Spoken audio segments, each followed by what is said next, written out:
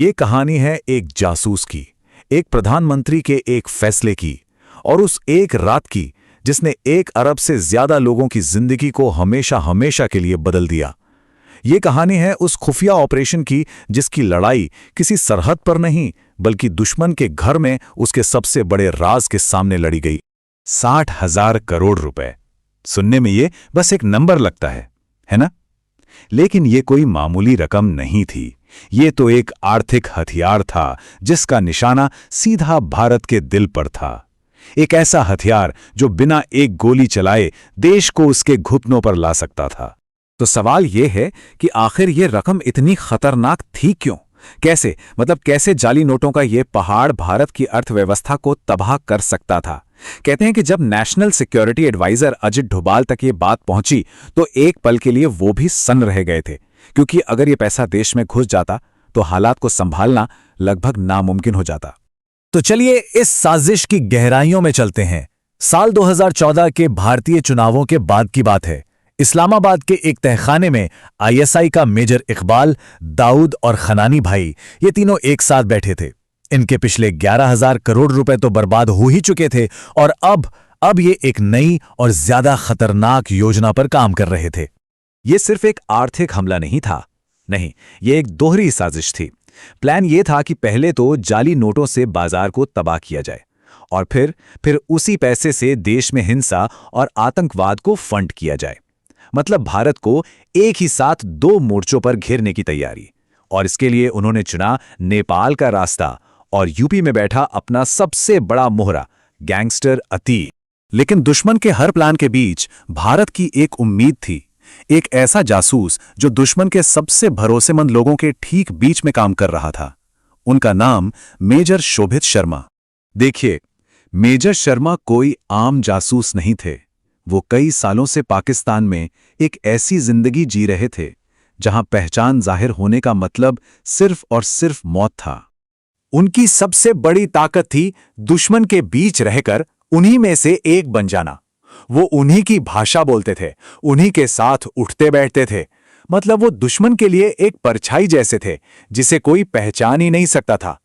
और इसी कमाल की खूबी की वजह से उन्होंने दुश्मन का सबसे बड़ा भरोसा जीत लिया था।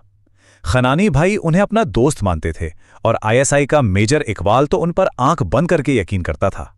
वो उन्हें अपना आदमी समझते थे और यही उनकी सबसे बड़ी ताकत थी। इधर दिल्ली में एनएसए डोभाल को मेजर शर्मा से सिर्फ एक जानकारी चाहिए थी, एक ऐसी जानकारी जिस पर भारत का पूरा काउंटर ऑपरेशन टिका हुआ था। और इसी जानकारी ने मेजर शर्मा को उनके सबसे खतरनाक मिशन पर भेज दिया। अब आप सोच रहे होंगे कि यह सवाल इतना जरूरी क्यों था? वो इसलिए क्योंकि अगर नोट अभी छपे नहीं थे तो भारत के पास थोड़ा वक्त था, लेकिन अगर वो छप चुके थे तो दुश्मन किसी भी पल हमला कर सकता था। पूरे देश की सुरक्षा इस एक जवाब पर टिकी थी। यहां मेजर शर्मा ने एक बहुत ही जोखिम भरी लेकिन शानदार चाल चली। उन्होंने खनानी और इकबाल से मिलकर कहा कि भाई, नेपाल का रास्ता अब सेफ नहीं है, लेकिन उनके पास एक बेहतर नया रास्ता है। पर इस नए रास्ते को इस्तेमाल करने से पहले उन्हें खुद देखना था कि माल तैयार है भी या नहीं। और उनकी ये चाल काम कर गई। खनानी उन्हें उस खुफिया गोदाम में ले गया और जो मेजर शर्मा ने वहां देखा वो दिल दहला देने वाला था। करोड़ों के जाली नोट बक्सों में भरे हुए, भारत भेजे जाने के लिए बिल्कुल तैयार। भारत का सबसे बड़ा डर सच हो चुका था। लेकिन उस पल भी मेजर शर्मा के चेहरे पर एक शिकन तक नहीं आई। कहते हैं उस गोदाम में खड़े खनानी की आंखों में एक डर साफ दिख रहा था। उसे डर था कि अगर यह खबर दिल्ली पहुंच गई तो सारा का सारा खेल खत्म हो जाएगा। और उसे इस बात का जरा भी अंदाजा नहीं था कि जिस आदमी पर वो सबसे ज्यादा भरोसा कर रहा है वही ये खबर दिल्ली पहुंचाने वाला है। जैसे ही मेजर शर्मा की ये खुफिया जानकारी दिल्ली पहुंची, एक जबरदस्त दौड़ शुरू हो गई। दुश्मन हमला करने के लिए तैयार बैठा था और भारत के पास जवाबी कार्रवाई के लिए सिर्फ 48 आवर्स थे। अब जरा इस टाइमलाइन को देखिए। 7 नवंबर की सुबह रिपोर्ट आती है और उसी शाम डोभाल यूपी में नेटवर्क तोड़ने का ऑर्डर दे देते हैं। उधर 8 नवंबर को पाकिस्तान में ट्रक लोड हो रहे हैं और इधर दिल्ली में प्रधानमंत्री एक ऐतिहासिक फैसले की तैयारी कर रहे हैं। ये शतरंज की एक ऐसी बाजी थी जहां दोनों खिलाड़ी एक ही वक्त पर अपनी अपनी चालें चल रहे थे। डोभाल की रणनीति बिल्कुल साफ थी। पहला, जमीन पर जो डिस्ट्रीब्यूशन नेटवर्क है यानी अतीक और उसका गैंग, उसे तोड़ो। और दूसरा, जो आर्थिक हथियार है यानी जाली नोट, उसे एक ही झटके में रद्दी कागज के टुकड़ों में बदल दो। अब ये कहानी अपने सबसे अहम मोड़ पर पहुंचती है। सारी खुफिया जानकारी, सारी योजनाएं, सब कुछ अब एक ही फैसले पर आकर टिक गया था, जो प्रधानमंत्री को लेना था। ये फैसला आसान बिल्कुल नहीं था। एक तरफ डोभाल की चेतावनी थी कि अगर ये पैसा देश में घुस गया तो राष्ट्रीय सुरक्षा के लिए एक बहुत बड़ा खतरा होगा। दूसरी तरफ प्रधानमंत्री की चिंता थी कि इस फैसले से करोड़ों आम लोगों को बहुत ज्यादा तकलीफ होगी।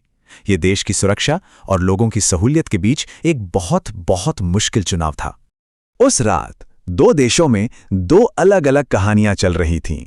एक तरफ इस्लामाबाद में दाऊद और मेजर इकबाल अपने ट्रकों के बॉर्डर पार करने का इंतजार कर रहे थे, और दूसरी तरफ दिल्ली में अतीक गिरफ्तार हो चुका था और प्रधानमंत्री राष्ट्र को संबोधित कर रहे थे।